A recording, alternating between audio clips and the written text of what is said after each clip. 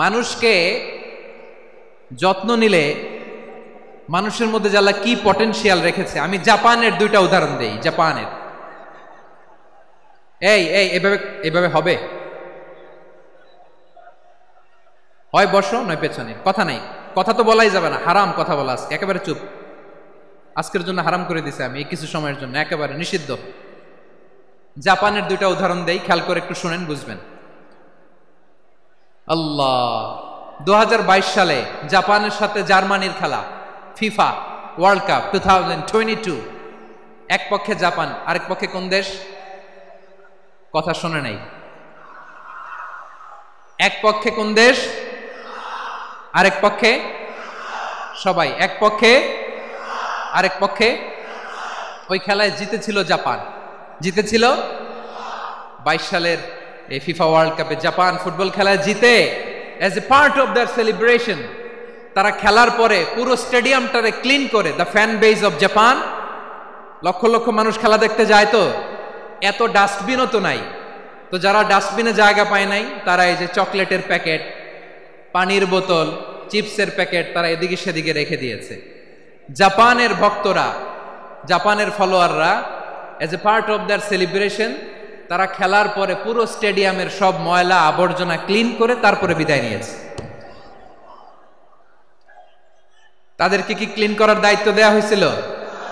এই যশোর, জাপানের যে ছেলেরা খেলা দেখতে গেছিল ওদেরকে কি ক্লিন করার দায়িত্ব দিছিল? তারা কি স্টেডিয়ামের পরিচ্ছন্নতা কর্মী? তাদের আকল, তাদের সিক্স সেন্স তাদেরকে বলেছে। ছোটবেলা থেকে জাপান গভর্নমেন্ট ওদেরকে এত পরিচ্ছন্নতা শেখায়, ক্লিনলিনেস অ্যাওয়ারনেস ক্যাম্পেইন করায়। ক্লাসে আমি দেখেছি, ক্লাসে নিজের বেঞ্চ নিজে মুছে, ক্লাসের মাঝখানে একটা সময় দেয়, নিজের টেবিল নিজে মুছে, নিজের ক্লাসরুমটা নিজে পরিষ্কার করে। রাস্তাঘাটে একটা ধুলা নাই, ময়লা নাই, একটা টিস্যু নাই। খেলার পরে গোটা বিশ্বকে তাক লাগিয়ে দিয়েছে। জাপানের ফ্যানরা সবার রেখে যাওয়া গার্বেজ, টিস্যু, বোতল পরিষ্কার করে তারপরে স্টেডিয়াম থেকে বিদায় নিয়েছে। আমরা কেন এমন হইতে পারলাম না? আমরা কেন এমন হইতে পারলাম না? জাপানের যারা এগুলো করছে ওদের 3টা করে চোখ না? চোখ তো 3টা, জাপানা লাগো, জাপানা লাগো, হাত তো 4টা, কান তো 6টা। হ্যাঁ, নাকি আমার মতো 2 হাত 2 কানওয়ালা মানুষ? চোখে দেখলে ওটা মানুষ না। চিন্তা করছেন?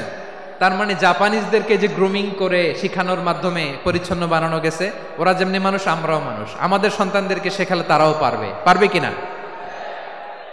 2 নম্বর উদাহরণ বলি।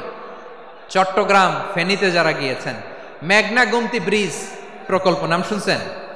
মেঘনা একটা ব্রিজ পার হওয়া লাগে। এই মেঘনা গোমতী, এখানে 3টা ব্রিজ কাঁচপুর সহ, এই 3টা ব্রিজের নির্মাণ কাজ, রেনোভেশনের কাজ দেয়া হয়েছিল জাপানের একটা কোম্পানিকে। কাকে? জাপানের কোম্পানি। নির্মাণ শেষে 738 কোটি টাকা বেঁচে গেছিল, এটা গভর্নমেন্টের হাতে দিয়ে তারা বিদায় নিয়েছে। কত টাকা? 738 কোটি টাকা। যত প্রাক্কলিত ব্যয় নির্ধারণ করা হয়েছে সব টাকা সরকার, তৎকালীন সরকার 2019-এর সরকার, কারা ছিল তো জানেন? এই 2019-এর সরকার তাদেরকে দিয়েছে। তারা রিনোভেশন নির্মাণ শেষে 738 কোটি টাকা অতিরিক্ত বেঁচে গেছিল, এটা আবার গভর্নমেন্টের হাতে বুঝাই দিয়ে তারা বিদায় নিচ্ছে। আমরা কেন এমন হইতে পারলাম না? জাপানের ওরাও মানুষ, আমরাও মানুষ, তার মানে মানুষে মানুষে পার্থক্য আছে না নাই? আচ্ছা, জাপানের 2টা উদাহরণ দিলাম, এবার আমার দেশের 2টা উদাহরণ দিব না? বাংলাদেশের 2টা উদাহরণ দিই। 1 নম্বর উদাহরণ, গত সপ্তাহে আপনারা জানেন কক্সবাজার আমার একটা প্রোগ্রাম ছিল, তো হেলিকপ্টারে গিয়েছিলাম। ফেনী জেলা যখন পার হচ্ছি আমি দেখলাম 3টা উইন্ডমিল। উইন্ডমিল চিনেন তো? বিশাল পিলার, 3টা 4টা পাখা থাকে। বায়ু বিদ্যুৎ কেন্দ্র, বাংলাদেশের প্রথম বায়ু বিদ্যুৎ কেন্দ্র এটা। মুহুরী প্রজেক্ট বলে ওটা সম্ভবত, মুহুরী প্রজেক্ট। তো সাগরের বাতাসের ঝাপটায় এটা ঘুরে এনার্জি হয়, ইলেকট্রিসিটি উৎপাদন হয়। তো আমি পাইলটকে বললাম, ভাই এগুলো থেকে কেমন ইলেকট্রিসিটি উৎপাদন হয়? কয়, হুজুর একটুও হয় না, কিছুই হয় না। কিছুই হয় না মানে? বলে, হুজুর বাংলাদেশে যত উইন্ডমিল আছে এটার পাখা একটাও ঘুরে না। আল্লাহ, বলেন কি? তাহলে এই যে কোটি কোটি টাকা ব্যয় করে যে উইন্ডমিল, কয় হুজুর ভিতরে ফিটফাট, উপরে ফিটফাট, ভিতরে সদরঘাট। তার মানে কোটি কোটি টাকা দিয়ে এই উইন্ডমিল বানায়, এখানে কিছু নাই, দুর্নীতির আড্ডাখানা, আখড়াখানা বাংলাদেশ, ঠিক কিনা বলেন? হায় রে, জাপানিজরাও মানুষ, আমরাও মানুষ। আমার এক নিকটাত্মীয় সরকারি চাকরিজীবী, তিনি আমাকে বললেন, বাংলাদেশের আরেকটা উদাহরণ দেই। উনি আমাকে বললেন যে প্রতি বছর আমাদের অফিসের ফার্নিচার চেঞ্জ করে। আমি বললাম, প্রতি বছর ফার্নিচার চেঞ্জ করে কেন? বলে যে ফার্নিচার নতুন পারচেজ করলেই তো ওইখানে টাকা, নতুন কিনতে পারলেই টাকা, নতুন উন্নয়নের সবক শোনাতে পারলেই টাকা। প্রথম আলোর রিপোর্ট, কি আলো? প্রথম আলোর রিপোর্ট, গত 15 বছরে উন্নয়নের নামে লুটপাট হয়েছে প্রায় 3.25 লাখ কোটি টাকা। কার রিপোর্ট? আমাদের বানানো কথা। প্রথম আলোর রিপোর্ট। গত 15 বছরে কারা ছিল জানেন তো? হ্যাঁ, শুধু ওনাদেরকেই দোষ দিয়ে লাভ নাই। স্বাধীনতার পর থেকে শুধু শাসকের হাত বদল হয়েছে, আমরা কিছু পাই নাই, ঠিক কিনা বলেন? শুধু ওনাদের দোষ দিয়ে কি লাভ? একদল খাইছে, আরেক দল খাওয়ার জন্য রেডি হয়ে আছে। আমরা এরকম চাই না। আমরা চাই স্বাধীন সার্বভৌম বাংলাদেশ। আমরা চাই দুর্নীতিমুক্ত বাংলাদেশ। আমি নিউজটা যে কতবার পড়লাম, এটা কি সম্ভব? 3.25 লাখ কোটি টাকা লুটপাট, মানে লুটপাট করতে করতে এদেশের জনগণকে ফুটপাতে বসায় দিচ্ছে। প্রিয় ভাইয়েরা, তাহলে জাপানের মানুষও মানুষ, আমরাও মানুষ। সিদ্ধান্ত আপনার, কোন মানুষ হবেন, ভালো মানুষ না খারাপ মানুষ? আজকের আলোচনার বিষয় হচ্ছে মানব সম্পদের উন্নয়ন, human resource development. It's a process to increase the capacity of knowledge, skill, capacity of the people of a country. একটা দেশের মানুষের জ্ঞান, তাদের দক্ষতা কি করে বাড়ানো যায়, বাড়িয়ে দেশের উন্নয়ন করানো যায়, এটাই হচ্ছে মানব সম্পদ উন্নয়নের মূল কথা। তাহলে মানব সম্পদ হচ্ছে একটা দেশের সবচাইতে শক্তিশালী পুঁজি। প্রাকৃতিক সম্পদ, খনিজ সম্পদের চেয়েও দামি হচ্ছে মানব সম্পদ। আমার প্রিয় যশোর, প্রাকৃতিক সম্পদ, খনিজ সম্পদের চেয়ে দামি সম্পদ কি সম্পদ? আল্লাহ তাআলা দয়া করে আমাদেরকে এই মানব সম্পদ দিয়েছেন। আসুন আমাদের এই মানুষগুলোকে আমরা সোনার মানুষ বানাই। রাজি আছেন তো সবাই? রাজি আছেন? মানুষ পারে না এমন কোনো কিছু নাই, চাইলে সব পারে। এজন্য মানুষকে তারবিয়া দিতে হবে, যথাযথভাবে তাদেরকে গড়তে হবে। আসুন আমরা সিরাতের আয়নায় বিশ্বনবীর জীবনী থেকে দেখি তিনি কিভাবে হিউম্যান রিসোর্সকে ম্যানেজ করতেন। যদি আপনাদের সময় হয়, দু একটা উদাহরণ দিয়ে আজকে আমি আমার আলোচনার বিদায় নিব। হবে? সময় হবে কয়েক মিনিট? হ্যাঁ, শান্ত থাকবেন তো? শান্ত থাকবা? হ্যাঁ, ঠিক আছে। এই ধাক্কার মধ্যে ঢুকছে, এবার মজা বুঝতেছো তো? হ্যাঁ, মানা করছিলাম না? ঠিক আছে, টের পাও। হ্যাঁ, ঠিক আছে। যে আওয়াজ করবে আমি ওকে দেখতেছি, কে কে আওয়াজ করে দেখতেছি। শেষ কথা, শেষের দিকে চলে আসছি।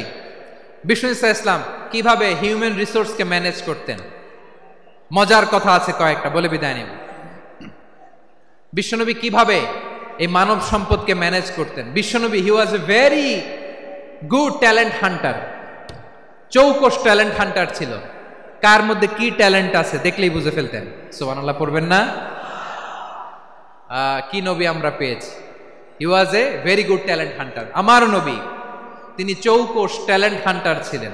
কার মধ্যে কি প্রতিভা বের করতেন, ওই প্রতিভাকে ইসলামের কল্যাণে কাজে লাগাতেন। সুবহানাল্লাহ বলেন। যাকে যেই জায়গায় সেট করলে ভালো হবে তাকে ওই জায়গায় সেট করতেন। কয়েকজন সাহাবীর জীবনী শোনাই। আবু মাহজুরা রাদিয়াল্লাহু তাআলা আনহু, মক্কার মুয়াজ্জিন, আগে ছিল মুশরিক, পরে হয়েছে মুমিন। উনি কিভাবে মুমিন হইলেন এই ঘটনাটা একটু আপনাদের শোনাতে চাই। তো আপনাদের তো সময় নাই হাতে। হ্যাঁ, সময় আছে? এই জেনজি শেষ করে দিল আজকের প্রোগ্রামটা। 1 ঘন্টা ধাক্কা ধাক্কি করে কেমনে দাঁড়ায় আছে আমি বুঝলাম না।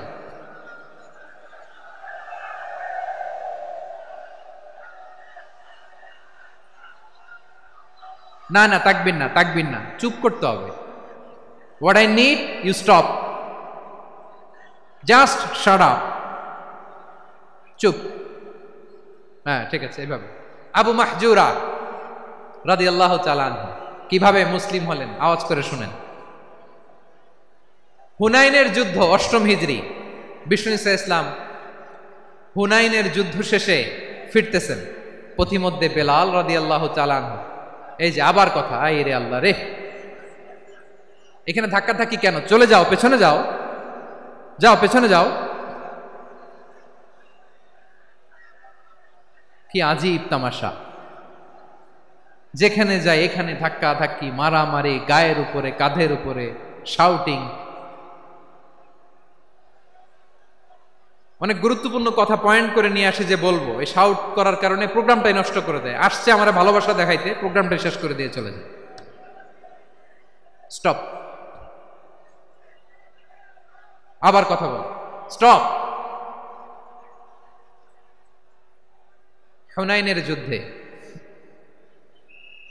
8ম হিজরি, কত হিজরি? সবাই বলেন না একটু, কত হিজরি? 8ম হিজরিতে হুনাইনের যুদ্ধে রাসূল সাল্লাল্লাহু আলাইহি ওয়াসাল্লাম ফিরে আসতেছেন মদিনায়। পথিমধ্যে বেলাল রাদিয়াল্লাহু তাআলা আনহু আজান দিচ্ছেন। কি দিচ্ছেন?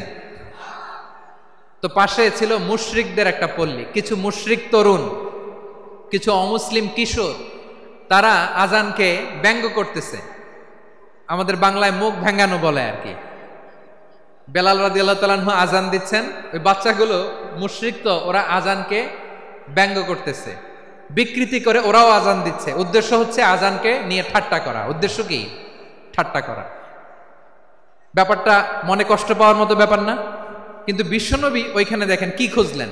বিশ্বনবী খেয়াল করলেন অমুসলিম কিশোরদের মধ্য থেকে একটা কিশোরের গলাটা বড় দরাজ গলা, কণ্ঠটা বড় সুন্দর।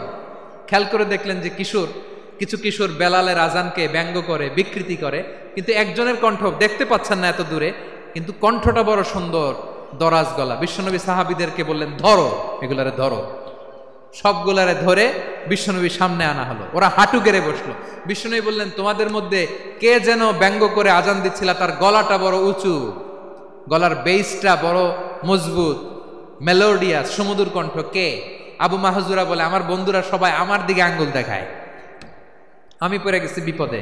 রাসূল সাল্লাল্লাহু আলাইহি ওয়াসাল্লাম বাকি অমুসলিম তরুণদেরকে ছেড়ে দিলেন, বললেন তোমরা যাও। এবার আবু মাহজুরারে পাইছে। আবু মাহজুরার চুলের মধ্যে হাত দিলেন বিশ্বনবী, মাথায় হাত দিয়ে বললেন, এবার আজান দাও দেখি। আবু মাহজুরা বলে, আমি তো আজান দিতে জানি না, কারণ আমি তো বেলালেরটা শুইনা দিছি, আমার তো মুখস্থ নাই, আমি তো আজান দিতে জানি না। বিশ্বনবী বললেন, জানো না? তাহলে আসো, আমি তোমারে শিখাই দেই। সুবহানাল্লাহ পড়েন। আবু মাহজুরা হাঁটু গেড়ে বসে, বিশ্বনবীর মোবারক হাত আবু মাহজুরার চুলের মধ্যে। বিশ্বনবী আজানের মুআল্লিম আবু মাহজুরাকে বলতেছে, ঠিক আছে তোমারে শিখাই দিচ্ছি, আমি যা যা বলবো আমার সাথে সাথে বলো, পারবা? আবু মাহজুরা বলে, পারবো। বিশ্বনবী আজান দিচ্ছেন, মাথায় হাত দিয়ে আল্লাহু আকবার, আল্লাহু আকবার। আবু মাহজুরা এই বাক্যটা পড়লেন। বিশ্বনবী দ্বিতীয় বাক্য পড়তে আরম্ভ করলেন, আল্লাহু আকবার,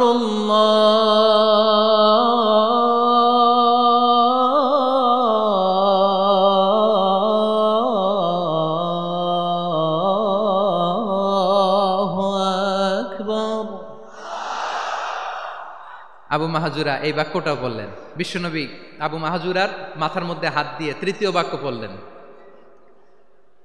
আশহাদু আল্লা ইলাহা ইল্লাল্লাহ।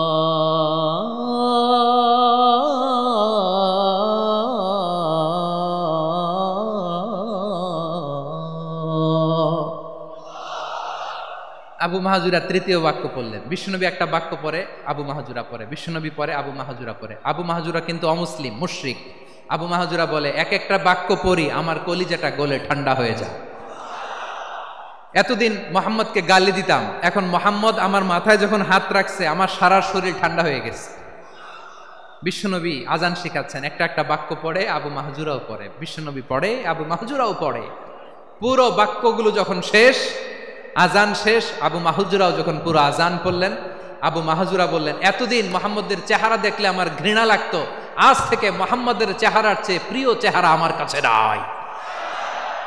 আবু মাহজুরা বললেন, ও মুহাম্মদ, আজানের বাক্য তো আপনি আমারে শেখালেন, এখানেই শেষ করবেন না, আপনি আমারে পড়ায় দেন লা ইলাহা ইল্লাল্লাহু মুহাম্মাদুর রাসূলুল্লাহ সাল্লাল্লাহু আলাইহি ওয়াসাল্লাম।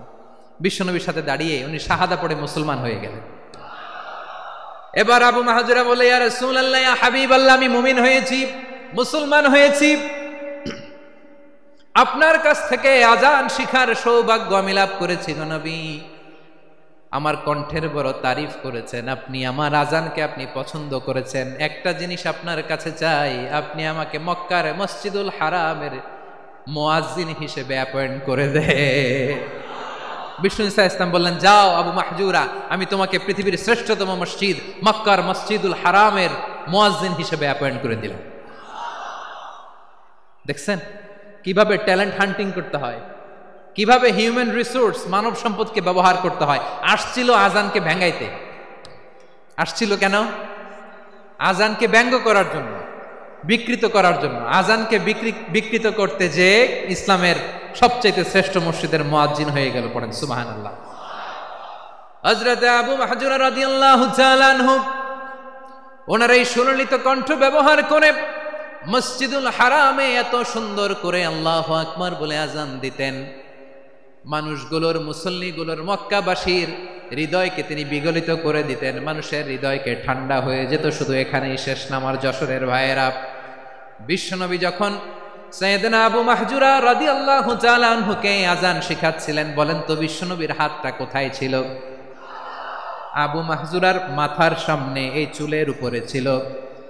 আবু মাহজুরা ওই স্মৃতিটাকে ধারণ করবার জন্য, ওই স্মৃতিকে বহন করার জন্য বিশ্বনবীর মোবারক হাত আবু মাহজুরার কপালের চুলের যেই জায়গায় লেগেছে, মৃত্যুর আগের দিন পর্যন্ত আবু মাহজুরা মাথার ওই চুলে কোনোদিন ছুরি আর কামার লাগায় নাই, সেখানে কেচি লাগায় নাই, চুলের মধ্যে খুর লাগায় নাই। আবু মাহজুরা ডান দিকের চুল কাটতো, বাম দিকের চুল কাটতো, পেছনের চুল কাটতো, সামনের চুল কাটতো না।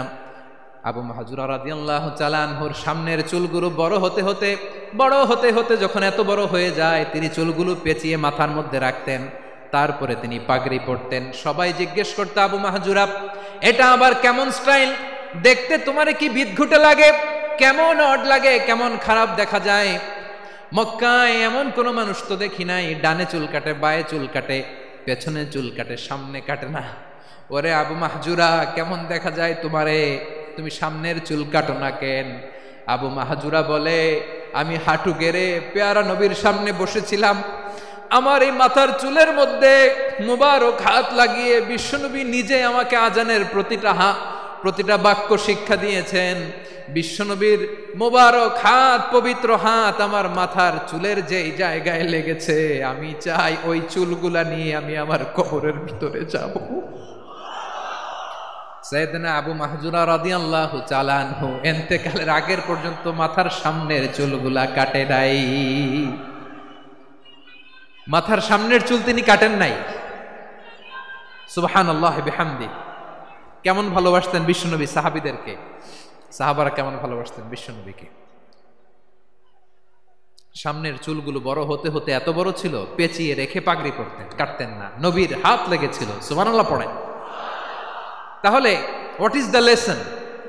মোরাল অফ দ্য স্টোরি কি? মোরাল অফ দ্য স্টোরি হচ্ছে, আসছিল আজানকে ব্যঙ্গ করার জন্য, বিকৃত করার জন্য, হয়ে গেল মসজিদুল হারামের মুয়াজ্জিন।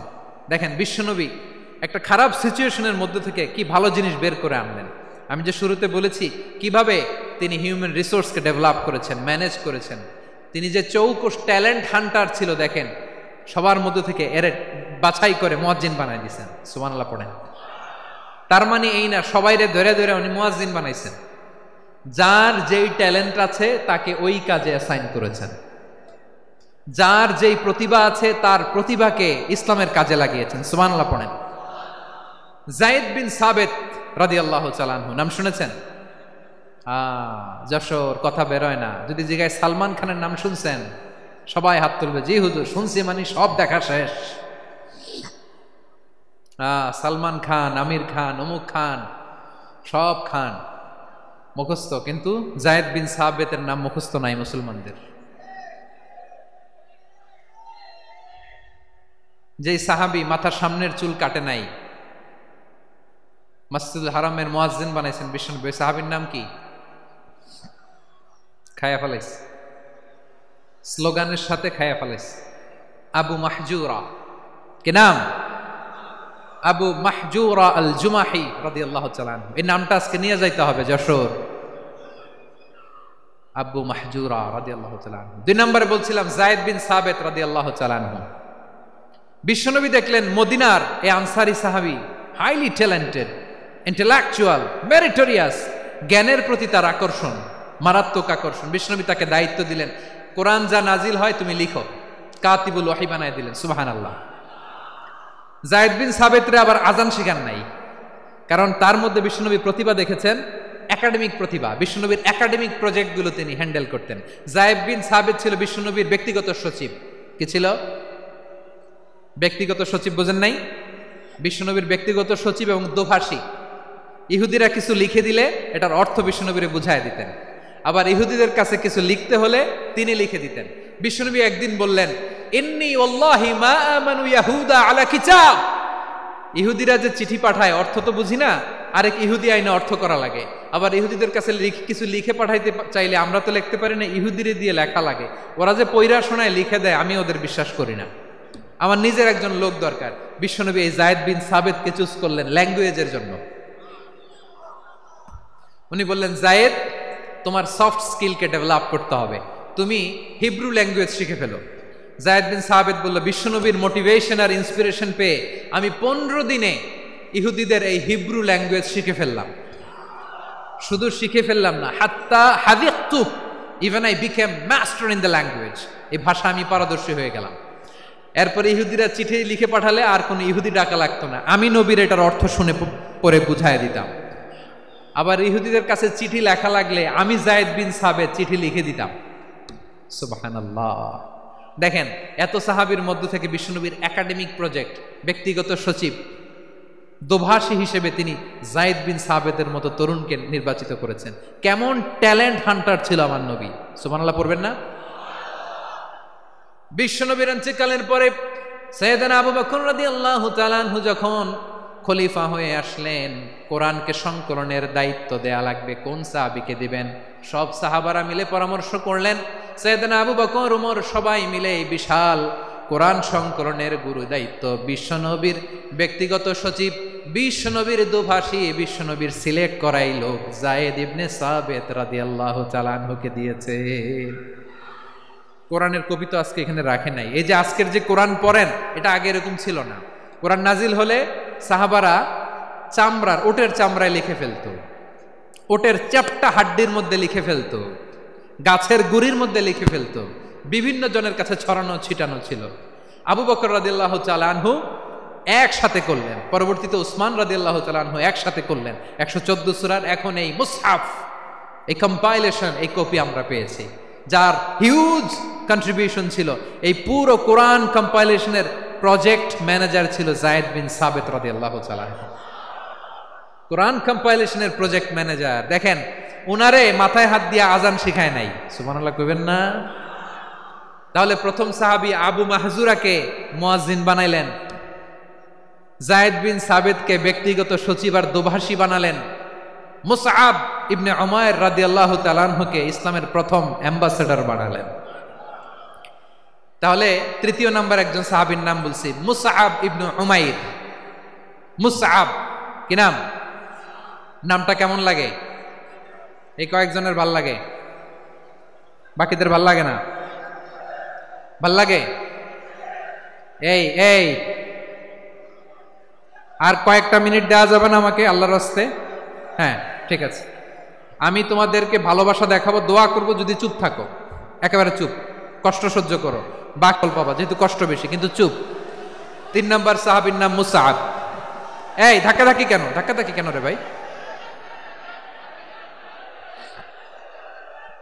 না না না, এরকম হইলে আসবো না যশোর, আমি আর আসবো না। হয় পিছনে চলে যাও, নাহলে চুপ। ধাক্কাধাক্কি নাই। 3 নম্বর সাহাবীর নাম মুসআব। কি নাম? He was the first ambassador in ইসলাম।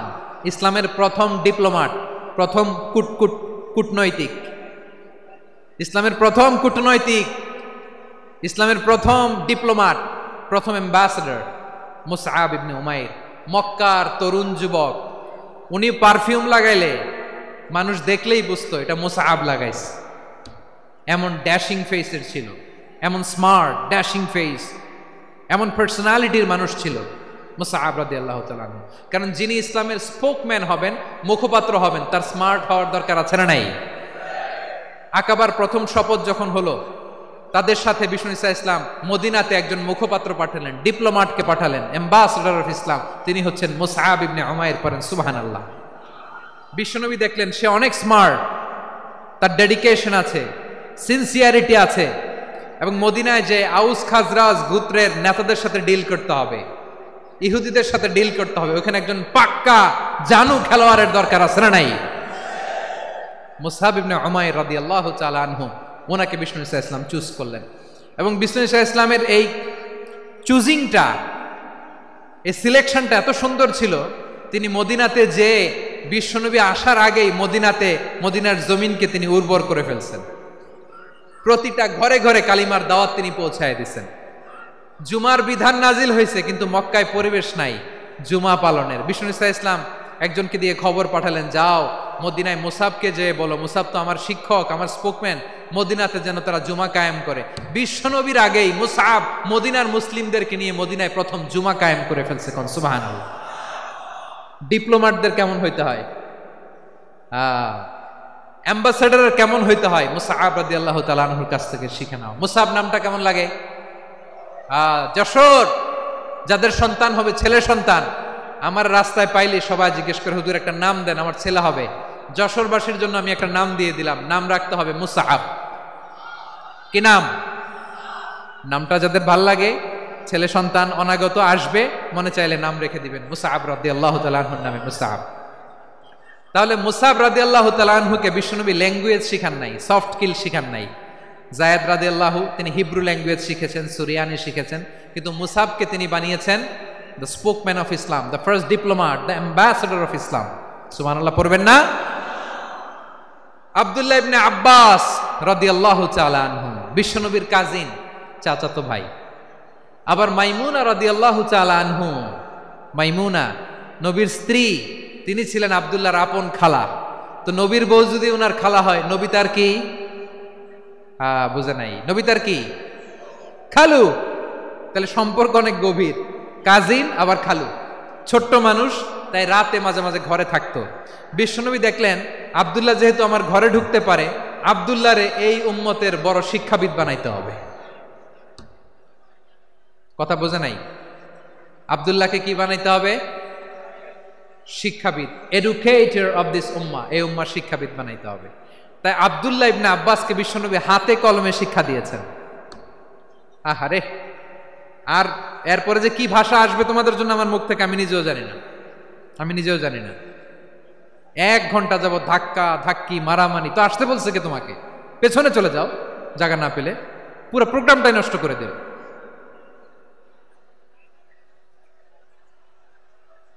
জি, আমার দিকে তাকান, আমি শেষ করে দিচ্ছি। হবে না, ইন্টেলেকচুয়াল আলোচনা এখানে হবে না, আমি বুঝতে পারছি, আমি শেষ করে দিচ্ছি। আব্দুল্লাহ ইবনে আব্বাস রাদিয়াল্লাহু তাআলা আনহু, মনোযোগ দিয়ে কয়েকটা মিনিট শুনুন, আমি এখনই শেষ করে দিচ্ছি, এরপর আওয়াজ করবে। এই যে এগুলো কি আমি বুঝলাম না। আমি বললাম না সব করা যাবে, বসে যাও, শুয়ে যাও, চলে যাও, আওয়াজ করা যাবে না। অন্যকে বসো এটাও বলার দরকার নাই, জাস্ট এদিকে তাকাও। আল্লাহ। আব্দুল্লাহ ইবনে আব্বাস রাদিয়াল্লাহু তাআলা আনহু, উনাকে বিশ্বনবী হাতে কলমে শিক্ষা দিয়েছেন, যেহেতু উম্মতের শিক্ষাবিদ হবেন, এডুকেটর হবেন। তো বিশ্বনবী রাতে যখন তাহাজ্জুদ পড়তেন, ছোট্ট আব্দুল্লাহ ঘরে থাকতো। বুঝতে পেরেছেন? ছোট্ট মানুষ তো ঘরে থাকতো। তো বিশ্বনবী তাহাজ্জুদের জন্য একবার দাঁড়িয়েছেন, ছোট্ট আব্দুল্লাহ ওযু করে দাঁড়াইছে।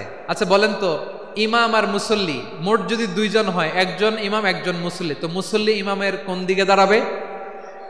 ডানে দাঁড়াবে। ছোট্ট আব্দুল্লাহ বুঝে নাই, বিশ্বনবী তাহাজ্জুদ শুরু করেছেন, উনি ইক্তেদা করছেন আর দাঁড়াইছেন বায়ে। কোথায় দাঁড়িয়েছেন? আব্দুল্লাহ বলেন, যখন আমি বায়ে দাঁড়ালাম, আখাযা রাসূলুল্লাহ সাল্লাল্লাহু আলাইহি ওয়াসাল্লাম উযুনি আল ইউমনা ইয়াফতিলুহা, বিশ্বনবী নামাজরত অবস্থায় আমার কান ধরে টেনে আমার ডান দিকে এনে দাঁড় করায় দিলেন। পড়েন সুবহানাল্লাহ। দেখেন, হাতে কলমে শিক্ষা। আর জীবনে ভুলাবে? কথা কয় না, আর ভুলাবে? আর ভুল হবে না। এভাবে বিশ্বনবীর অনেক সঙ্গ পেয়েছেন, সফর করেছেন, একই বাহনে বসেছেন, এক বাহনে বসে লম্বা নাসিহত করেছেন, বলেছেন, ইয়া গোলাম ইহফাজিল্লাহ ইয়াহফাজকা, ইহফাজিল্লাহ তাজিদহু তুজাহাক, ইযা সাআলতা ফাসআলিল্লাহ ওয়া ইযা ইসতাআনতা ফাসতাইন বিল্লাহ। আল্লাহর বিধান মানো, আল্লাহর বিধান রক্ষা করো, আল্লাহ তোমায় রক্ষা করবে। আব্দুল্লাহ, চাইতে হলে আল্লাহর কাছে চাও, সাহায্য চাইতে হলে আল্লাহর কাছে সাহায্য চাও। মনে রাখো, গোটা বিশ্বের সবাই যদি তোমার সাহায্য করতে চায়, ততটুকুই করতে পারবে যতটুকু আল্লাহ তোমার নসিবে রেখেছে। গোটা বিশ্ব যদি তোমার বিরুদ্ধে ষড়যন্ত্রে দাঁড়িয়ে যায়, ক্ষতি ততটুকু করতে পারবে যতটুকু তোমার জন্য বরাদ্দ আছে, এর বাইরে কিছু করতে পারবে না। আওয়াজ করে বলেন ঠিক কিনা? এভাবে হাতে কলমে শিখিয়েছেন, বিশ্বনবীর সঙ্গ পেয়েছেন। উনাকে বিষ্ণু ইসা ইসলাম শিক্ষাবিদ, এডুকেটর অফ দিস উম্মাহ হিসেবে সিলেক্ট করেছেন, হাতে কলমে শিখিয়েছেন। বিশ্বনবী একবার প্রকৃতির ডাকে সাড়া দিয়ে এসেছেন, এখন কি করতে হবে? নামাজের জন্য অজু করতে হবে। বিশ্বনবী এসেই দেখেন অজুর বদনায় পানি ভরা, খুশি হয়ে গেলেন, বললেন, কে রেখেছে পানি? একজন বলল, আব্দুল্লাহ রেখেছে। বিশ্বনবী অত্যন্ত খুশি হলেন, খুশি হয়ে একটা দোয়া করলেন, বললেন, আল্লাহুম্মা ফাক্কিহু ফিদ্দীন ওয়া আল্লিমহু তা'ওয়ীল, আল্লাহ তুমি আব্দুল্লাহকে দ্বীনের বুঝ দিও আর কোরআনের তাফসির শিক্ষা দিও। বিশ্বনবীর এই দোয়া এমন লাগছে, উনি রাইসুল মুফাসসিরিন, এই পৃথিবীতে যত মুফাসসির ছিল, যত মুফাসসির আসবে, সকল মুফাসসিরের সম্রাট হিসেবে স্বীকৃত হয়েছেন আব্দুল্লাহ ইবনে আব্বাস। বিশ্বনবী ওনারে আজান শিখান নাই, বিশ্বনবী ওনারে ল্যাঙ্গুয়েজ শিখান নাই, বিশ্বনবী ওনারে অ্যাম্বাসাডর বানান নাই, হাতে কলমে শিক্ষা দিয়েছেন। ছোট্ট মানুষ, বিশ্বনবী ইন্তেকাল করলেন, আবু বকরের সময় গেল, ওমরে ফারুকের খেলাফত, তখনও তিনি তরুণ। ওমরে ফারুক রাদিয়াল্লাহু তাআলা আনহু ওনার ক্যাবিনেট মিনিস্ট্রির বৈঠকে এই আব্দুল্লাহ ইবনে আব্বাসকে পাশ দিয়ে বসায় রাখতেন। বয়স্ক সাহাবারা এটা পছন্দ করতো না, তারা বলতো, ঘটনা কি? আব্দুল্লাহর মতো ছেলে নাতি আমাদের আছে, এরা কেন রাখে ওমরে ফারুক? ওমরে ফারুক এটা টের পেলেন, তিনি বুঝতে পারলেন যে ক্যাবিনেট মেম্বাররা এটা পছন্দ করে না, ছোট্ট আব্দুল্লাহরা কেন রাখি, কেন যে রাখি, এটা একদিন বুঝাবো। একদিন মিটিংয়ে তিনি সবাইকে বললেন, ইদা জাআ নাসরুল্লাহি ওয়াল ফাতহ, এই আয়াত দ্বারা উদ্দেশ্য কি বলেন তো মুরব্বী সাহাবীরা? এক সাহাবী বলেন, এই সূরা দ্বারা উদ্দেশ্য, আল্লাহ বলেছেন আমাদেরকে বিভিন্ন ল্যান্ড, বিভিন্ন এলাকা বিজয় করতে হবে। ওমরে ফারুক বললেন, না, হয়নি। আরেকজন বললেন, বিজয় হওয়ার পর আমাদের বেশি বেশি আল্লাহর বরত্বের ঘোষণা দিতে হবে, এটা উদ্দেশ্য। ওমরে ফারুক বললেন, না, হয় নাই। যারা জিজ্ঞেস করেন কেউ পারে না। সব শেষে বিশ্বনবী ছোট্ট আব্দুল্লাহরে বলেন, আব্দুল্লাহ, ইদা জাআ নাসরুল্লাহি ওয়াল ফাতহ, এর দ্বারা উদ্দেশ্য কি বলো তো?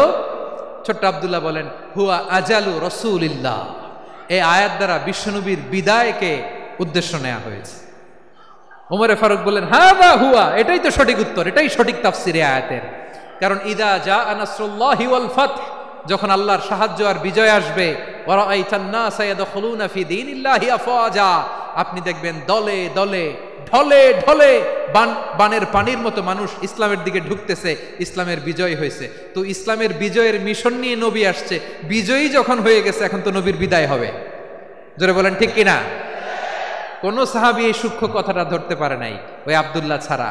আব্দুল্লাহ যখন উত্তর দিছে, সব সাহাবীদের টনক নড়েছে। এরপর থেকে কোনো ক্যাবিনেট মিটিং এ আর কোনো সাহাবারা কোনো প্রশ্ন করে নাই। আওয়াজ করে পড়েন সুবহানাল্লাহ।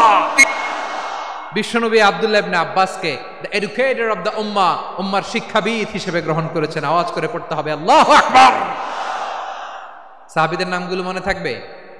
এক নম্বরে আবু মাহজুরা, মুয়াজ্জিন বানাইছেন। যায়েদ ইবনে সাবিত, দোভাষী, ট্রান্সলেটর অফ প্রফেট, এবং তিনি ছিলেন বিশ্বনবীর ব্যক্তিগত সচিব। Musab ibn Umair, the first ambassador and diplomat of Islam. Abdullah ibn Abbas, এই উম্মার সবচেয়ে বড় এডুকেটর, শিক্ষাবিদ। আরেকজন ছিল আব্দুল্লাহ ইবনে মাসউদ রাদিয়াল্লাহু তাআলা। দুই আব্দুল্লাহ, আব্বাস গেল, আরেকজন হচ্ছে মাসউদ। মক্কার তরুণ, ছাগল পালতো মুশরিকের, বিশ্বনবী আর আবু বকর রাদিয়াল্লাহু তাআলা আনহু একবার গেলেন, যে দেখে এই তরুণ দাঁড়ায় আছে। বিশ্বনবী বলেন, আমি খুব ক্ষুধার্ত, তোমার কাছে কি দুধ আছে ছাগলের? আব্দুল্লাহ ইবনে মাসউদ বলে, আছে। ওয়ালাকিন আনা মু'তামান, কিন্তু যে দুধ আছে এটা আমানতের, আমি দিতে পারবো না। বিশ্বনবী এইটা শুনেই তারা টার্গেট করে ফেলছে। আনা মু'তামান, দুধ আছে কিন্তু এটা আমার মালিকের, আমি তো দরদ দেখায় আমার মালিকের দুধ আপনি পথিক, আপনারা দিতে পারি না। বিশ্বনবী টার্গেট করে ফেলছেন, এরে আমার কাজে লাগাইতে হবে। বিশ্বনবী বললেন, আচ্ছা ঠিক আছে, দুধ দিও না, কিন্তু এমন ছাগি আছে কিনা যেই ছাগির সাথে কোনো ছাগলের মিলন হয় নাই, তার ওলানে দুধও আসে নাই, বাচ্চাও নাই, এরকম ছাগির থেকে যদি আমি দুধ খাই তাহলে তো সমস্যা নাই। বলতেছে, এরকম ছাগির থেকে দুধ খাইলে সমস্যা নাই, কারণ এরকম ছাগির ওলান থেকে দুধ আসবেও না। বলতেছে, ঠিক আছে, এরকম একটা ছাগি নিয়ে আসা হলো। বিশ্বনবী বিসমিল্লাহ বলে ওই ছাগির ওলানে হাত দিলেন। হাত দিতে দেরি, পুরো ওলানটা দুধে ভরে যেতে দেরি হয় না। বিশ্বনবী আর আবু বকর রাদিয়াল্লাহু তাআলা আনহু দহন করে পেট ভরে খেলেন। এই দৃশ্য আব্দুল্লাহ ইবনে মাসউদের হৃদয়ে দাগ কাটলো। এই মুআজিজা দেখে তিনি বললেন, আশহাদু আল্লা ইলাহা ইল্লাল্লাহ ওয়া আশহাদু আন্না মুহাম্মাদুর রাসূলুল্লাহ। তিনি ষষ্ঠ মুসলিম ছিলেন, 6 নম্বর মুসলমান। ওনাকে টার্গেট করে বিশ্বনবী দেখলেন এমন ইন্টেলেকচুয়াল ব্রেন, উনি সূক্ষ্ম সূক্ষ্ম জিনিস বুঝে বেশি, ফিকহি জ্ঞান ওনার মধ্যে বেশি। বিশ্বনবী ওনাকে কোরআনের জ্ঞান শিক্ষা দিতে লাগলেন। উনি বিশ্বনবী সবার কাছে কোরআন শোনায়, কিন্তু বিশ্বনবী নিজে আব্দুল্লাহ ইবনে মাসউদের কাছ থেকে কোরআন শুনতো। বিশ্বনবী একবার বললেন, ইকরা আলাইয়া ইয়া মাসউদ। ইবনে মাসউদ, একবার শোনাও তো কোরআন দেখি। আব্দুল্লাহ ইবনে মাসউদ বলে, আকরাউ আলাইকা ওয়া আলাইকা উনজিল।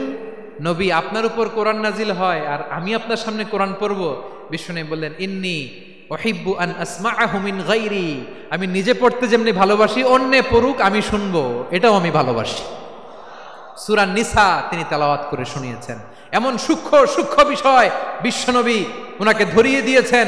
উনি হয়ে গিয়েছেন, আব্দুল্লাহ ইবনে আব্বাস হয়েছেন রাইসুল মুফাসসিরিন, উনি হয়ে গিয়েছেন ফাকিহুল উম্মাহ। উনার চাইতে বড় ফকি এই পৃথিবী আর দেখবে না। চিল্লায় বলেন সুবহানাল্লাহ। উনি বলতেন, ওয়াল্লাহি ওয়াল্লাহি ইল্লাযী লা ইলাহা গায়রু মা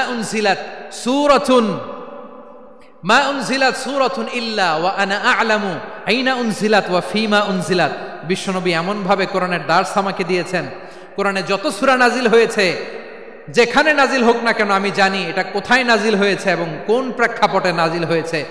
এমন একটা সূরা নাই যে সূরার কোথায় নাজিল হয়েছে আমি মাসুদের জানা নাই, কোন প্রেক্ষাপটে নাজিল হয়েছে আমার জানা নাই। এরকম ঘটবে না। চিল্লায় বলেন আল্লাহু আকবার। এই আব্দুল্লাহ ইবনে মাসউদ রাদিয়াল্লাহু তাআলা আনহু ওমর ফারুকের সময় কুফার চিফ জাস্টিস ছিলেন। কুফা নগরীর চিফ জাস্টিস বোঝেন নাই? বিচারপতি। কি ছিলেন? সবাই বলে নাই, কি ছিলেন? বিচারপতি ছিলেন। এবং ওনার যে ফিকহি জ্ঞানের ধারা, এটাই আলকামা, ইব্রাহিম আন-নাখাই, হাম্মাদ ইবনে সুলাইমান হয়ে ইমাম আবু হানিফা পর্যন্ত পৌঁছেছে। এবং ওনার ফিকহি জ্ঞানের ধারাই হানাফি মাযহাবে অ্যাকসেপ্ট হয়েছে। আজও এগুলো হানাফি মাযহাবে চর্চিত হয়। হানাফি মাযহাবের সব ফিক আব্দুল্লাহ ইবনে মাসউদের ফিকহি জ্ঞানের ধারা থেকে নেওয়া হয়েছে। চিল্লায় পড়েন সুবহানাল্লাহ। তাহলে উনাকে বিশ্বনবী বানিয়েছেন জুরিস্ট, আইনবিদ, ফাকিহ। উনারে আজান শিখান নাই।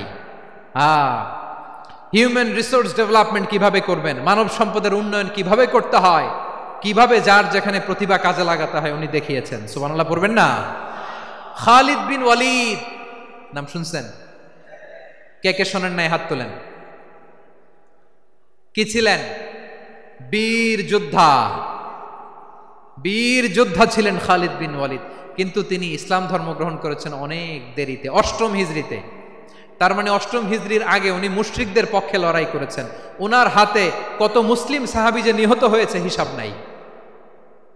বিশ্বনবী টার্গেট করে রাখছে, তুমি আমাদের মুসলিমদের এত ক্ষতি করলা, তুমি যখন মুসলমান হবা তোমারে দিয়ে আমি এমন কাম করামু যে এটা আর কেউ করতে পারবে না। সুবহানাল্লাহ নাই? যশোর ক্লান্ত হয়ে গেছে।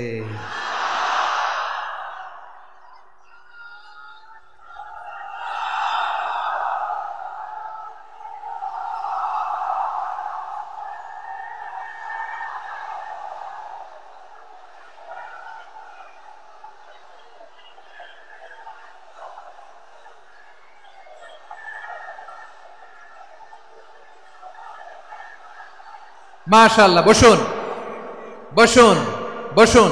খালিদ বিন ওয়ালিদ রাদিয়াল্লাহু তাআলা অষ্টম হিজরিতে মুসলিম হয়েছেন, মক্কা বিজয়ের আগে। তো মক্কা বিজয়ের আগে যখন মুসলিম হয়েছেন, এর আগে কি করছেন? কাফিরদের সাথে যুদ্ধ করেছেন। উনি উহুদের যুদ্ধে মুসলমানদের যে পরাজয় ভাব, কঠিন পরিস্থিতির মুখোমুখি উনার কারণে পেছন থেকে এমন আতর্কিত আক্রমণ করেছেন, মুসলমানদেরকে কচুকাটা করেছেন। অষ্টম হিজরিতে আল্লাহ তাআলা হেদায়েতের নূর দিয়ে ওনার হৃদয়টাকে উজালা করে দিলেন।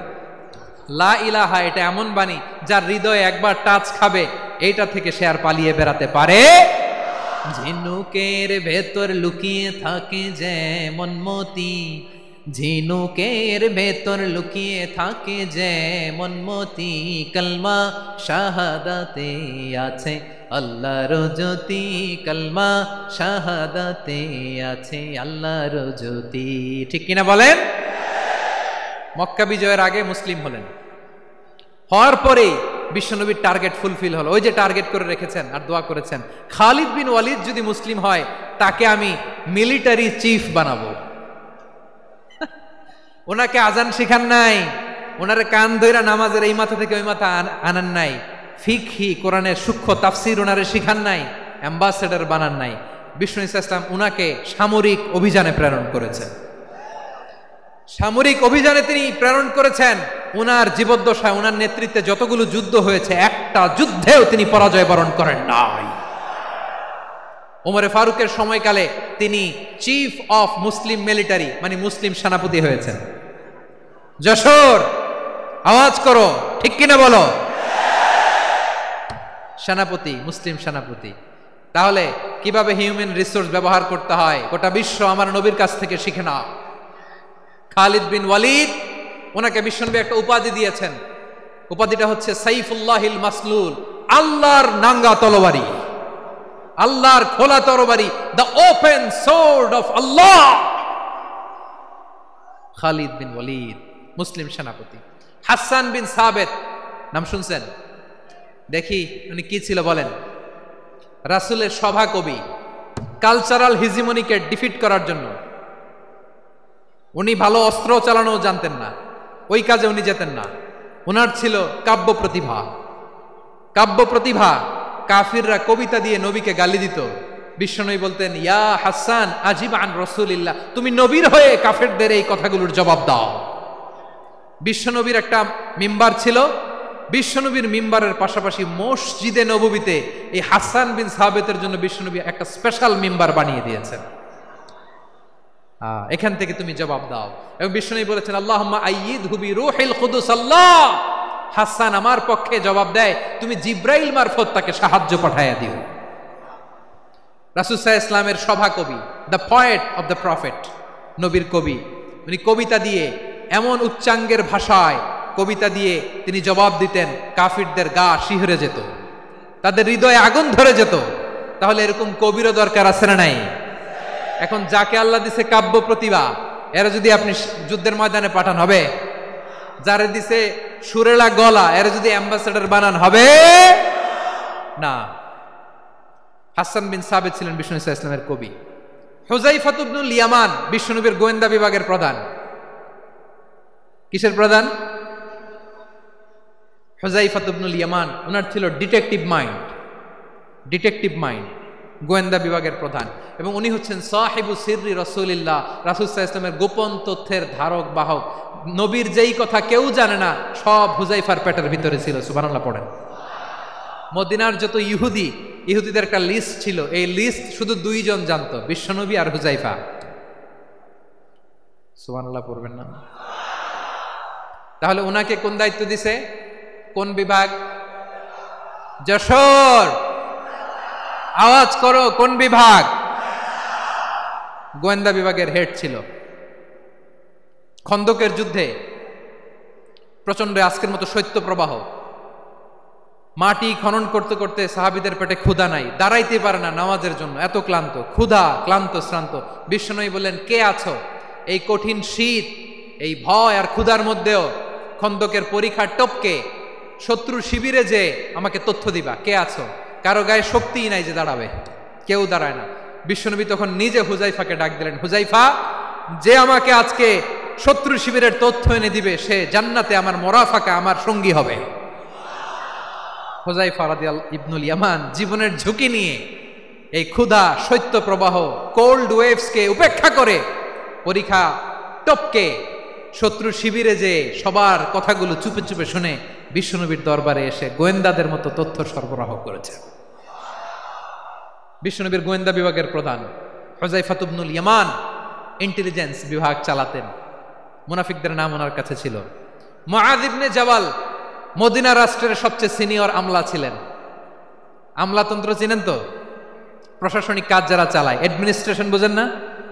The department of administration. মদিনার রাষ্ট্রের সিনিয়র আমলা মুআয ইবনে জাবাল মুতাখাসসিসুন ফিল হালাল ওয়াল হারাম, হালাল হারামের স্পেশালিস্ট ছিলেন। বিশ্বনবী উনাকে ইয়ামানের গভর্নর করে পাঠিয়েছেন। বলেছেন, ইন্নাকা তা'তি কওমান আহলা কিতাব, এমন গোষ্ঠীর কাছে যাবা যারা ইহুদি নাসারা, আগে শাহাদা পড়লে এরপরে নামাজের দাওয়াত দিও, নামাজ পড়লে যাকাতের দাওয়াত দিও। গভর্নরের অ্যাটিটিউড যেমন থাকে তেমন অ্যাটিটিউড ধরে রেখো। সুবহানাল্লাহ পড়েন। তাহলে মুআয ইবনে জাবালকে দিয়ে বিশ্বনবী কবিতা লেখায় নাই, চিঠি লেখায় নাই, আজান দেওয়ায় নাই। সুবহানাল্লাহ পড়বেন না? সব শেষ সাহাবী বলি আবু হুরায়রা রাদিয়াল্লাহু তাআলা আনহু। নাম শুনছেন? বিড়ালের বাবা। কি করতেন? খালি হাদিস মুখস্থ করতেন। উনি বলতেন, আলজামু রাসূলুল্লাহ আলা মিল ইবাতনি, আমার শুধু পেটের ক্ষুধার বন্দোবস্ত হইলে আমি নবীর সঙ্গ ছাড়তাম না।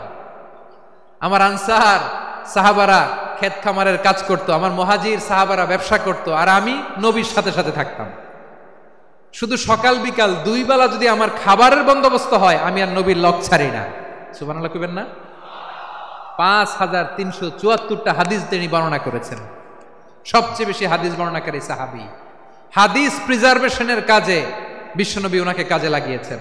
উনি একদিন বলেন, ইয়া রাসূলুল্লাহ আসমাউ মিনকা কাসীরান ফালা আহফাজু, নবী অনেক কথা শুনি আমার মনে থাকে না। বিষ্ণু বললেন, তাই? উবসুত রিদাক, তোমার চাদরটা বিছাও। আবু হুরায়রা বিছালেন, বিশ্বনবী হাত বুলায় দিলেন, এরপরে অনেক হাদিস বর্ণনা করলেন। আবু হুরায়রা বলে, তারপর থেকে বিশ্বনবী যাই বর্ণনা করে আমি শুনি আর একটাও বলি না। এখন সুবহানাল্লাহ। বিশ্বনবী ওনাকে হাদিস প্রিজার্ভেশন, নবীর এই যে লক্ষ্য হাদিস প্রিজার্ভেশনের এই দায়িত্ব দিয়েছেন সাইয়েদনা আবু হুরায়রা রাদিয়াল্লাহু তাআলা আনহুকে। প্রিয় ভাইরা, তাহলে 10 জন সাহাবীর কথা যে বললাম, আপনারা কি খেয়াল করেছেন কত বড় ট্যালেন্ট হান্টার, চৌকস ট্যালেন্ট হান্টার ছিল আমার নবী। এক একজনের এক এক ট্যালেন্ট, এক এক কাজে অ্যাসাইন করেছেন, এক একজনকে এক এক দায়িত্ব দিয়েছেন, এক একজনের প্রতিভাকে এক একভাবে বিকশিত হওয়ার সুযোগ দিয়েছেন। আওয়াজ করে বলেন ঠিক কি না? এখন আমার পর্দার আড়ালে আমার মায়েরা বলবে, এতগুলো পুরুষ সাহাবীর কথা বললো, নারী সাহাবীরা কি কিছু করে নাই? হ্যাঁ, একজন নারী সাহাবীর কথা বলে মোনাজাত হবে, দোয়া ছাড়া কেউ যাব না। রুফাইদা আল আসলামিয়া রাদিয়াল্লাহু তাআলা আনহা, ওনার বাবার নাম সাআদ আল আসলামি। বিশ্বনবী কি খেয়াল করলেন দেখেন, সাআদ ছিল মদিনার বড় ডাক্তার। এই নারী সাহাবী রুফাইদা বাবার কাছ থেকে চিকিৎসা বিদ্যা শিখেছেন। যখন শিখছে, বিশ্বনবী দেখলেন আমার তো প্রতি সপ্তাহে সপ্তাহে যুদ্ধে আহত সাহাবীদের সেবা দিবে কে? বিশ্বনবী রুফাইদাকে বললেন, রুফাইদা তুমি মসজিদে নববীর পাশে একটা মেডিকেল ক্যাম্প করো। এই যে সাকিনা আদ্দিন মেডিকেলের আমার ছাত্রী বন্ধুরা, শুনে রাখো, তোমাদের আইকন হচ্ছে এই রুফাইদা আল আসলামিয়া। বিশ্বনবীর ডিরেকশন অনুযায়ী তিনি মসজিদে মেডিকেল ক্যাম্প করলেন এবং আহত সাহাবাদের চিকিৎসা উনি ওনার টিম নিয়ে দিতেন। বিশ্বনবীর পরামর্শে উনি আনসারি এবং মুহাজির মহিলা সাহাবীদেরকে নিয়ে একটা স্পেশাল মেডিকেল টিম গঠন করলেন। খায়বার যুদ্ধে 7ম হিজরিতে যখন বিশ্বনবী যায়, উনি ওনার টিম নিয়ে আসলেন, বললেন, ইয়া রাসূলুল্লাহ, আমরা তো তলোয়ার চালাতে পারি না, আমরা তো তীর মারতে পারি না, আপনি যদি অনুমতি দেন খায়বার অভিযানে আমি আমার টিম নিয়ে মেডিকেল টিমের সেবাটা সার্ভিসটা দিতে চাই। পড়েন সুবহানাল্লাহ। বিশ্বনবী অনুমতি দিলেন, যোদ্ধা সাহাবীদের সাথে রুফাইদা আল আসলামিয়া উনিও মেডিকেল টিম নিয়ে অগ্রসর হলেন। খায়বারের প্রতিটা আহত ইনজুর্ড সাহাবী যারা ইনজুরির শিকার হয়েছেন, সবাই রুফাইদা আল আসলামিয়ার এই মেডিকেল ক্যাম্প থেকে চিকিৎসা সহায়তা পেয়েছেন। সুবহানাল্লাহ পড়েন। দেখেন কিভাবে বিশ্বনবী ট্যালেন্ট বাছাই করতেন। আপনি অবাক হবেন, বাহরাইনের মেডিকেল ইউনিভার্সিটিতে রুফাইদা আল আসলামিয়া মেডিকেল প্রাইজ অ্যাওয়ার্ড প্রতি বছর দেয়া হয়। যদি 8 দিনের এই মেডিকেল আমার বোনেরা যদি জেনে থাকো জানো, না হলে নতুন করে জানো, সার্চ দিও, রুফাইদা আল ইসলামিয়া মেডিকেল অ্যাওয়ার্ড বাহরাইনের ইউনিভার্সিটিতে দেওয়া হয়। প্রিয় ভাইয়েরা, তাহলে আলোচনার সামারি আমরা করি। বিশ্বনবী যার যেখানে ট্যালেন্ট তাকে ওইখানে কাজে লাগাতেন। আওয়াজ করে বলেন ঠিক কিনা? এবার একটা ইন্টারভিউ হবে, আওয়াজ করে বলেন, আবু মাহজুরাকে বিশ্বনবী কি বানাইছেন? হ্যাঁ, ভুলে গেছেন? সামনের চুলে হাত দিয়ে বিশ্বনবী কি সুন্দর গলায় আজান শিখালেন, মুয়াজ্জিন।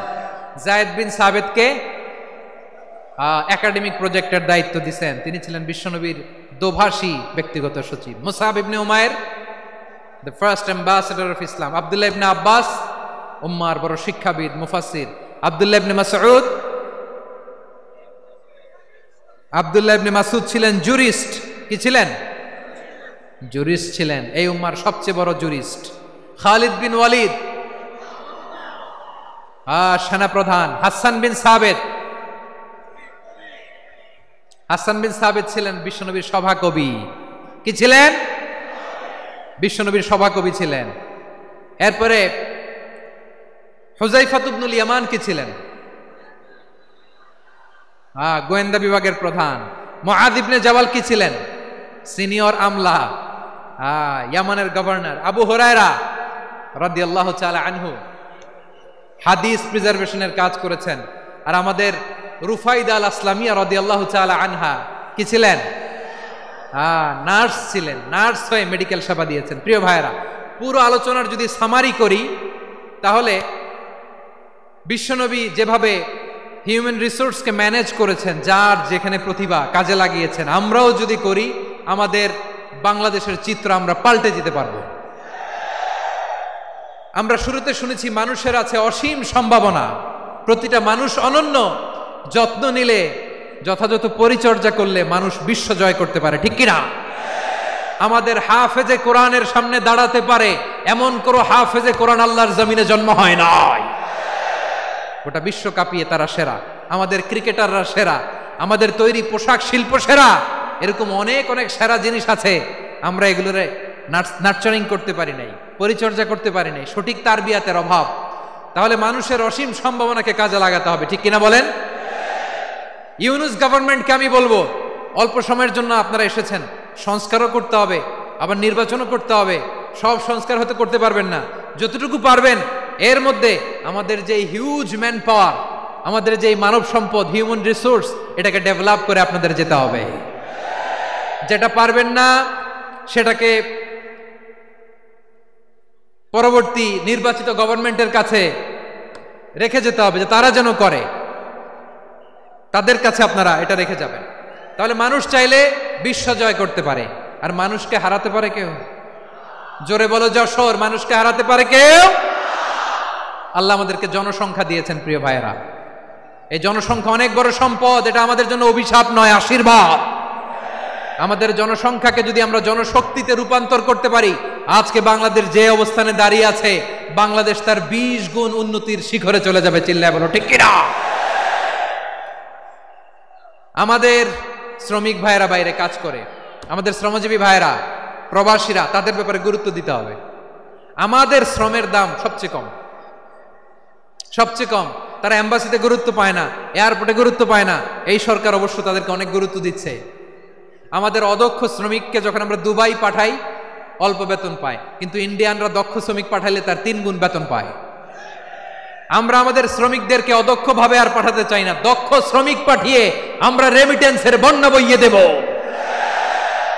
আমাদের শ্রমিকদের পাঠানো রেমিটেন্সের টাকায় সচল থাকে আমার দেশের অর্থনীতির চাকা। তাদেরকে সবচেয়ে গুরুত্ব দিতে হবে। আমরা পেয়েছি ফ্রিডম ফাইটার, মুক্তিযোদ্ধা, আর আমার প্রবাসী ভাইরা হচ্ছে রেমিটেন্স ফাইটার। জোরে বলো ঠিক কিনা? তাহলে আমাদের এই জনশক্তিকে জনসম্পদে ট্রান্সফর্ম করতে হবে। ঠিক কিনা বলেন? সরকার জনগণকে এভাবে পলিশ করতে হবে। মা বাবারা ছেলে মেয়েদের মধ্যে কার কোন যোগ্যতা তাকে ওইভাবে কাজে লাগাতে হবে। সবার এ প্লাস পাওয়ার কোনো দরকার নাই। আমাদের দেশে একটা টেন্ডেন্সি আছে, পরীক্ষায় এ প্লাস না পাইলে কই তুই কি করলি, পাশের বাড়ির ছেলে এ প্লাস পাইছে, যা ওর পা ধোয়া পানি খা। কি খা? তা আমি ভাবছি যে পা ধোয়া, এ প্লাস পাওয়া ছেলেদের পা ধোয়া পানির একটা পানির ব্র্যান্ড বানাইতে হবে। এরকম লেখা থাকবে এ প্লাস পাওয়া ছেলেদের পা ধোয়া পানি। খাওয়া নাই, এগুলার খাওয়া নাই। ওরে আল্লাহ এ প্লাস পাওয়ার জন্য বানাইছে, আর আপনার ছেলেকে এই এ প্লাস গুলারে নিয়ন্ত্রণ করার জন্য আল্লাহ বানাইছে। ওকে দিয়ে আল্লাহ কি করবে আপনি জানেনই না। একটা এ প্লাস, একটা এ গ্রেড একটা মানুষের জীবনকে ঠিক করে দিতে পারে না। আপনার ছেলেকে আল্লাহ অন্যদিকে যোগ্যতা দিয়েছে। ওদের মনোবল ভাঙবেন না, খবরদার খবরদার। ছেলে মেয়েদের মনোবল ভাঙবেন না। যাকে দিয়ে যেটা হবে তাকে দিয়ে সেটা করতে হবে, তার প্রতিভাকে সেভাবে কাজে লাগাতে হবে। তাহলে বাংলাদেশ আমাদের এই জনসংখ্যা জনসম্পদে রূপান্তরিত হবে। আমাদের সরকারের তত্ত্বাবধানে আমাদের 18 কোটি জনগণ দক্ষ জনশক্তিতে রূপান্তরিত হোক, আমরা চাই কি চাই না? আমরা ভালো মানুষ, শ্রেষ্ঠ মানুষ হতে চাই কি চাই না? ওই জাপানিজদের মতো সৎ, ওই ইউরোপিয়ানদের মতো কালচার্ড।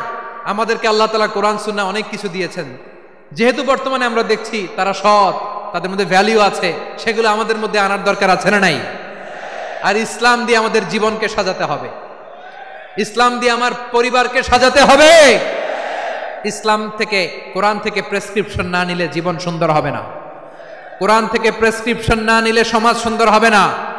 কোরআনের প্রেসক্রিপশন না মানলে রাষ্ট্র সুন্দর হবে না। কোরআনের প্রেসক্রিপশন অ্যাপ্লাই না করলে শুধু দুর্নীতি দমন কমিশন দিয়ে দুর্নীতি বন্ধ করা যাবে না। এজন্য কোরআনের আইন আমরা চাই কি চাই না? প্রিয় ভাইয়েরা, হিউম্যান রিসোর্স ডেভেলপমেন্ট, মানব সম্পদের উন্নয়ন, আমাদের সরকার যেন এদিকে নজর দেয়। আমরা যেন এই ব্যাপারে যত্নবান হয়ে উঠি। যাকে আল্লাহ যে যোগ্যতা দিয়েছে, এই যোগ্যতা দিয়ে আমরা যেন ইসলামের জন্য, দেশের জন্য কাজ করি।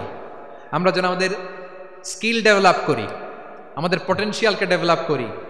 মোরালিটি, ভ্যালিউজ নিয়ে শায়েখ আহমদুল্লাহ আলোচনা করেছেন, এগুলো দিয়ে যেন আমরা আমাদেরকে সাজাই। আল্লাহ তাআলা আমাদের দেশকে তুমি নিরাপদ করো, আমরা পড়ি আমিন। আল্লাহ আমার 18 কোটি জনগণকে তুমি জনশক্তিতে রূপান্তরিত করো, আমিন। আল্লাহ আমরা হাতে হাত রেখে, কাঁধে কাঁধ মিলিয়ে, ভাইয়ে ভাইয়ে যেন এই দেশকে গড়তে পারি, আল্লাহ তুমি তৌফিক দান করো, আমরা পড়ি আমিন। আমার প্রিয় মহিউদ্দিন ভাই বলেছেন, হুজুর এমন একটা ঘোষণাপত্র দিয়ে যাবেন আজকের এই ঐতিহাসিক যশোরের প্রোগ্রামে, যেটা গোটা বাংলাদেশে মানুষ এটার উপর আমল করে। আমি যে কথাটা বলেছি এটাই, আসুন আমরা আমাদের জনসংখ্যাকে জনসম্পদে ট্রান্সফর্ম করি। আমাদের জনসংখ্যাকে আমরা যেন জনশক্তিতে রূপান্তরিত করি। জনসংখ্যাকে ট্রান্সফর্ম করে জনশক্তি দিয়ে আমরা যেন আগামীর বাংলাদেশ, স্বাধীন বাংলাদেশ 2.0 কে গড়ে তুলি। আল্লাহ তাআলা আমাদের সবাইকে কথাগুলো বোঝার, আমল করার তৌফিক দান করুন। এই জেনজি, ক্ষমা করে দিও আমাকে, অনেক ধমক দিছি, বকা দিছি। আল্লাহ তোমাদেরকে করুক, কবুল করুক, যশোরবাসীকে কবুল করুক, আদ দিনকে কবুল করুক, এই মেডিকেল কলেজকে কবুল করুক, ইসলামের জন্য বাদ ভাঙা এই জোয়ার এবং উচ্ছ্বাসকে আল্লাহ তাআলা কবুল করুক। হাযা মা ইনদি ওয়াল ইলমু ইনদাল্লাহ আলাইহি তাওয়াক্কালতু ওয়া ইলাইহি উনীব। সুবহানাকাল্লাহুম্মা বিহামদিকা আশহাদু আল্লা ইলাহা ইল্লা